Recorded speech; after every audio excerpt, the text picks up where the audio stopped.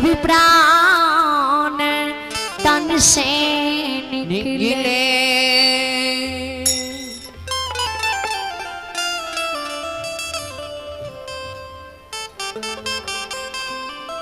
भवानी धर्मनारायण बाबा के जी जन्म हुए 6 महीना के लहुआल बालक लार पूरे ने लागले।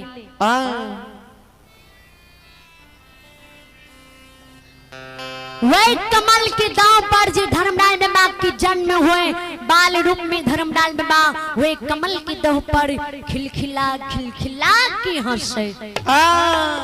जय हो जय हो।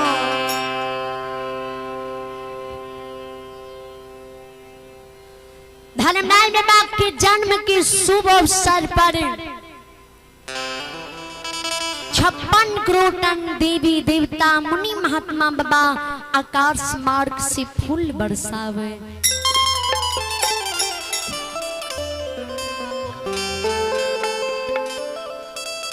अप्सरा ऋषि मुनि नारद मुनि धर्मराज बाबा के जन्म के शुभ अवसर पर सोहर गावे।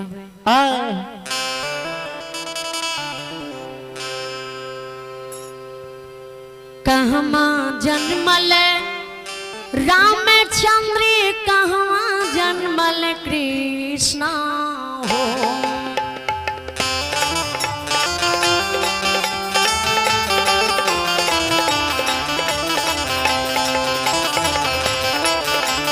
कहवा जन्मल रामचंद्र कहवा जन्मल कृष्णा हो। कहवा जन्मल बबुआ गणेश होरिलवा तुम लोग सुहृदावेला हो। कहवा जन्मल बबुआ गणेश होरिलवा तुम लोग सुहृदावेला हो। आया रे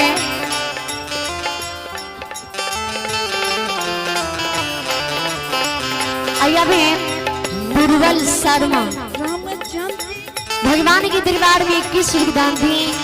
इन श्रद्धालु को भगवान हर मनोकामना पूर्ण करे परमात्मा सबस रखते। कहमा जन्मल रामचंद्र जी कहमा जन्मल कृष्ण हो।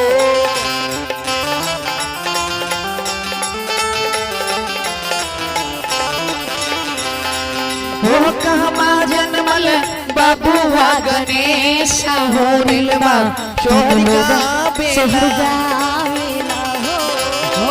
कहमा जन्मल बबुआ गणेश होरिलवा सोहरगावेला हो। कहमा जन्मल राम चंद्र कहमा जन्मल कृष्ण हो।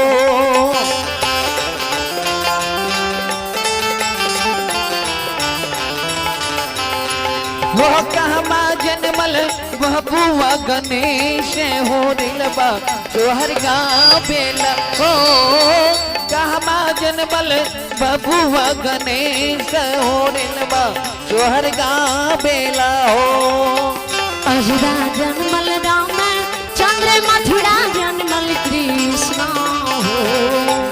अबुरा जन्मल राम चंद्र मथुरा जन्मल कृष्ण हो। पर्वत जन्मल बबुआ गणेश होरिलवा तुम लोग सुहृदावेला हो। पर्वत जन्मल बबुआ गणेश होरिलवा तुम लोग सुहृदावेला हो। पर्वत जन्मल बबुआ गणेश होरिलवा तुम लोग सुहृदावेला हो।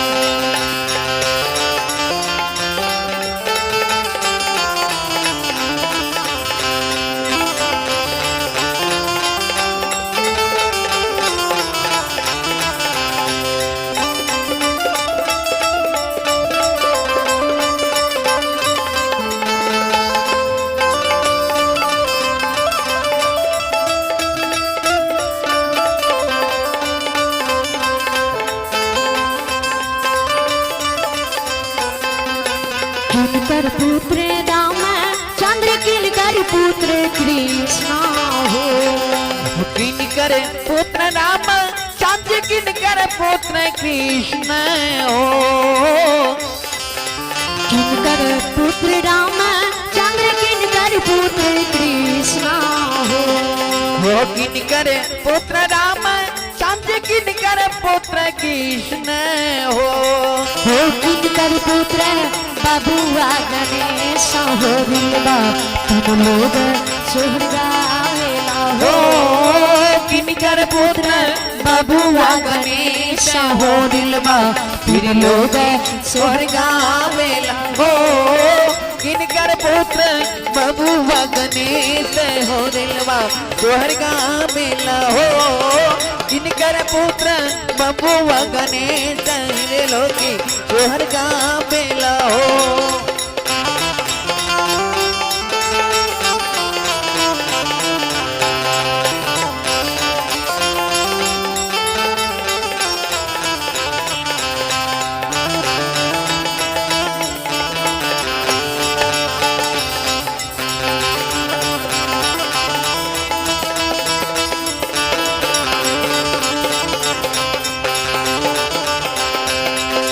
दशरथ पुत्र राम चंद्र वासुदेव की कृष्णा हो दशरथ पुत्र राम चंद्र वासुदेव की कृष्णा हो रामा के बबुआ गणेश हो दिलवा तुम लोग स्वर्गावेला हो रामा के बबुआ गणेश हो दिलवा स्वर्गावेला हो गौरामा के बबुआ गणेश त्रिलोकी स्वर्गावेला हो गौरामा के बबुआ गणेश हो दिलवा स्वर्गावेला हो